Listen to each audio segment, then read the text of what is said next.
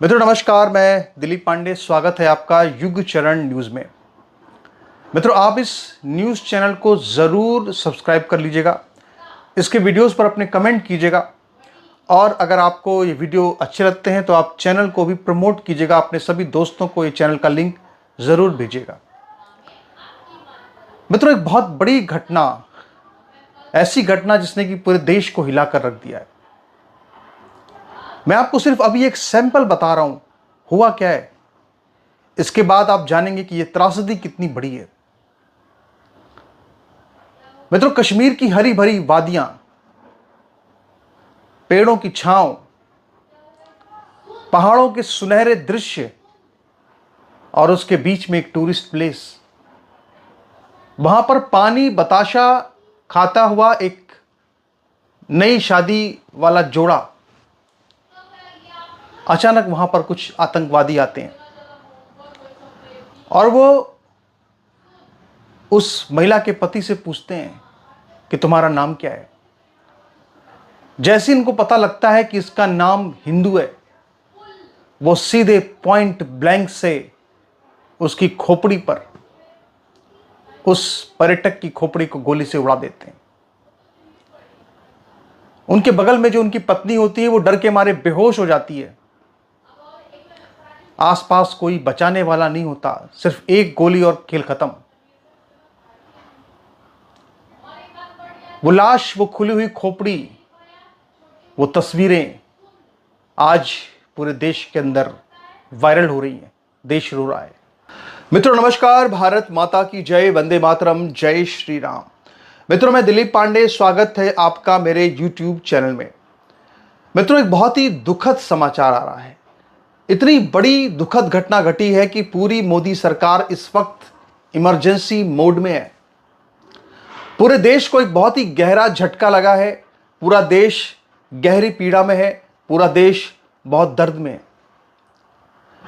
मैं आपको पूरी घटना बताऊंगा, लेकिन उससे पहले मेरी आपसे एक छोटी सी अपील है, छोटी सी प्रार्थना है, और वो ये है कि अगर आप पहली बार हमारे YouTube चैनल पर आए हैं या आप इससे पहले भी आते रहे हैं हमारे चैनल पर, लेकिन अभी तक आपने हमारे YouTube चैनल को सब्सक्राइब नहीं किया है और जो बेल आइकन है वहां पे आपने प्रेस नहीं किया है, तो आप दोनों काम जरूर कर लीजिए, क्योंकि यहां पर आपको हम जो बातें बताते हैं, जो इंफॉर्मेशन देते हैं, जिस तरह के वीडियो और खबरें बताते हैं, वो आपको कहीं और देखने, सुनने, समझने को नहीं मिलेगी।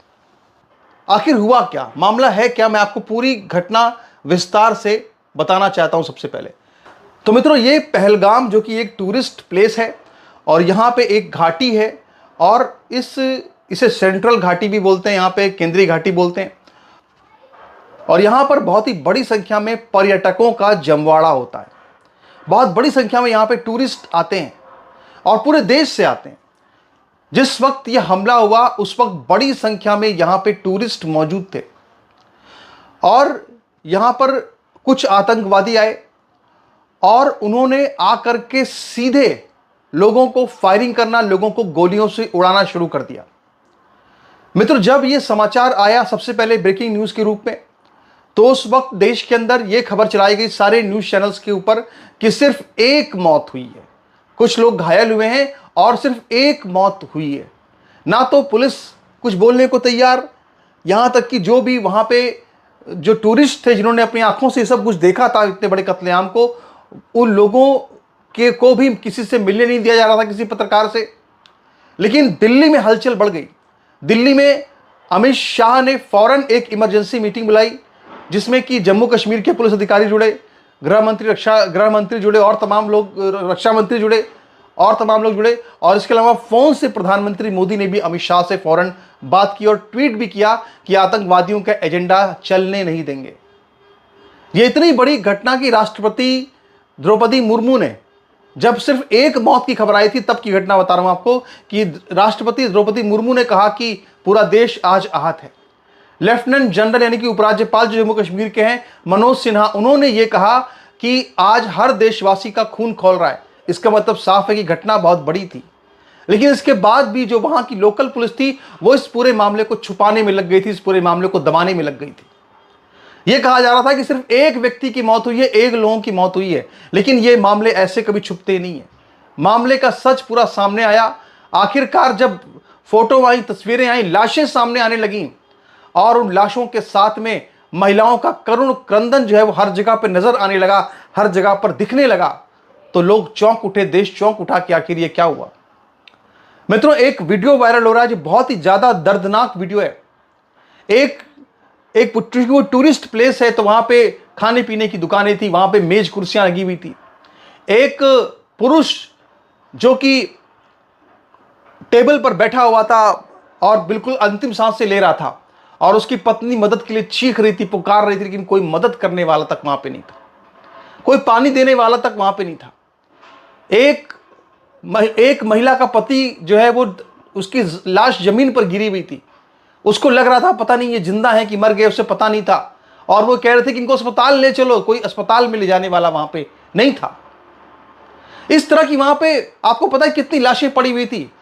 इस तरह की वहां पे 25 से ज्यादा लाशें पड़ी हुई थी। कहा जा रहा है कि 30 लोगों की इस आतंकवादी हमले में मौत हो गई है। इतनी बड़ी घटना घट गई, लेकिन धीरे धीरे सच कभी छुपता नहीं है, सच सामने आता है। और इस पूरे आतंकवादी हमले में एक बार फिर से वो जो कश्मीर फाइल वाला मंजर था, जिसको कि हमने सिनेमा हॉल में देखा था, 1990 में जो लोग जीवित नहीं थे, जो लोग छोटे बच्चे थे, उनको नहीं पता, वो आज इस घटना को देख सकते हैं। वीडियो पर वायरल हो रहे हैं जिसमें कि खुद जो महिलाएं हैं वो बता रही हैं कि उनके पतियों को ये पूछ पूछ करके मारा गया, उनके पतियों को ये पूछ पूछ करके मारा गया कि तुम हिंदू हो कि मुस्लिम हो। यहां तक कि कई ऐसी लाशें दिख रही हैं पूरे वीडियो के अंदर जो कि नग्न हैं, उन्होंने सिर्फ अंडरवियर पहने हुए, और वो इसलिए नग्न हैं क्योंकि आतंकवादियों ने उनके कपड़ों को उतारा और उनके कपड़ों को उतार करके चेक किया कि वो हिंदू हैं कि मुसलमान हैं, यानी उनका खतना हुआ है कि उनका खतना नहीं हुआ है। और ये देख करके गोली मारी गई है, हिंदुओं की पहचान कर करके जम्मू कश्मीर के अंदर लोगों को गोली मारी गई है। और ये कोई पहला आतंकवादी हमला आप मारने था नहीं, ये बहुत बड़ी घटना इसलिए है क्योंकि अमरनाथ यात्रा शुरू होने जा रही है। और ये जो अमरनाथ यात्रा शुरू होती है मित्रों, मैं आपको पूरा रूट दिखा रहा हूं, आप अगर देखें यहां पर, ये देखिए आप इस फोटो को देखिए, अमरनाथ यात्रा शुरू कैसे होती है। ये पहलगाम से शुरू होती है, पहलगाम से चंदनवाड़ी, चंदनवाड़ी से जोजीबल, इसके बाद पिस्सू टॉप, नगा कोटी, शेषनाग, वर्बल, महागुन स्टॉप, पपीबल, पंचतरणी, संगम, इस तरह से इसके बाद यहां पवित्र गुफा आती है। तो ये सबसे महत्वपूर्ण पड़ाव है ये अमरनाथ यात्रा का। और अमरनाथ यात्रा आप जानते हैं कि सुरक्षा के घेरे में निकलने वाली है। ये कोई छोटी मोटी घटनाएं नहीं है मित्रों, ये देश ऐसी घटनाएं हैं जिसके बाद पूरे देश को जागना चाहिए, लेकिन हर एक हमले के बाद हमारा देश सो जाता है और फिर से एक बार ऐसा होगा और लोग सो जाएंगे। अभी की जो सबसे बड़ी इसमें अपडेट यह है मित्रों की एनआईए इसमें कल जांच करने जा रही है। एनआईए कल यहां पर विजिट करेगी। अमित शाह जो है उन्होंने दिल्ली छोड़ दिया है, वो श्रीनगर के लिए रवाना हो गए हैं और श्रीनगर जाकर के वहां बातचीत करेंगे। इसके अलावा वो उन इलाकों का भी उस इलाके का दौरा करेंगे जहां पर ये आतंकवादी हमला अंजाम दिया गया है।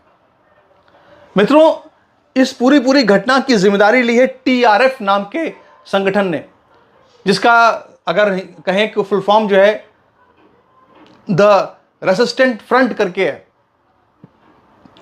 इसे पाकिस्तानी संगठन माना जाता है, ये पाकिस्तानी आतंकवादी संगठन है। और सबसे महत्वपूर्ण, सबसे बड़ी बात यह मित्रों की, जो पूरा का पूरा जो पीओके है, जो पाकिस्तान ऑक्यूपाइड कश्मीर है, उस पाकिस्तान ऑक्यूपाइड कश्मीर के इलाके में यह सूचना मिली थी कि यहां पे आतंकवादी सक्रिय हैं, आतंकवादी एक्टिव हैं। लेकिन इसके बाद भी हमारे पास खुफिया इनपुट भी शायद थे, फिर भी हम इस हमले को रोक सकने में पूरी तरह से नाकाम साबित हुए। इस हमले की टाइमिंग को समझना भी बहुत जरूरी है। एक तरफ अमरनाथ यात्रा शुरू होने जा रही है, शुरू होने वाली है, और दूसरी तरफ देखा जाए तो स्वयं जो अमेरिका के उपराष्ट्रपति हैं जेडी वांस, वो इस वक्त भारत के अंदर मौजूद हैं और शायद इसलिए इस टाइम का चुनाव किया गया। तो ये जो लोग अपनी आंखें बंद करके बैठ गए हैं कि हम पैसा दे करके और विकास की नदी बहा करके आतंकवाद को खत्म कर देंगे, जिहाद को खत्म कर देंगे, उनको प्रैक्टिकल में सोचने की आवश्यकता है। कोई नेता इस बात को समझे और सोचे कि सिर्फ इस देश के अंदर आने वाले 5 साल 10 साल के लिए प्रधानमंत्री मोदी प्रधानमंत्री नहीं है। प्रधानमंत्री मोदी जो फैसले लेंगे उसका असर देश के पूरे भविष्य पर पड़ेगा। मित्रों, आज की डेट में आप देखिए क्या स्थिति है। पश्चिम बंगाल में हिंदुओं को मारा जा रहा है, बांग्लादेश में हिंदुओं को मारा जा रहा है। जब बांग्लादेश में हिंदुओं को मारा गया उस वक्त सरकार के पास यह जवाब था कि हमारा देश नहीं, हम क्या करें। अब पश्चिम बंगाल में मारा गया, इसके बाद भी सरकार ने कोई कठोर कदम नहीं उठाया। इसके बाद जम्मू और कश्मीर में वहां पर देखिए हिंदुओं को पैंट उतार करके, नंगा करके, उनका खतना चेक करके मारा गया। अब इस पर भी जो है अब चर्चा खुलकर हो रही, लोग बातें कर रहे हैं। लेकिन सरकार क्या करती है वो देखने की बात है। सरकार क्या पाकिस्तान को भी बख्श देगी? जब पाकिस्तान में सर्जिकल स्ट्राइक हो सकती है तो बांग्लादेश में सर्जिकल स्ट्राइक क्यों नहीं हो सकती है? आखिर क्यों सरकार खामोश और चुप बैठी है? इस सरकार को आत्मचिंतन करना पड़ेगा, सरकार को सोचना पड़ेगा।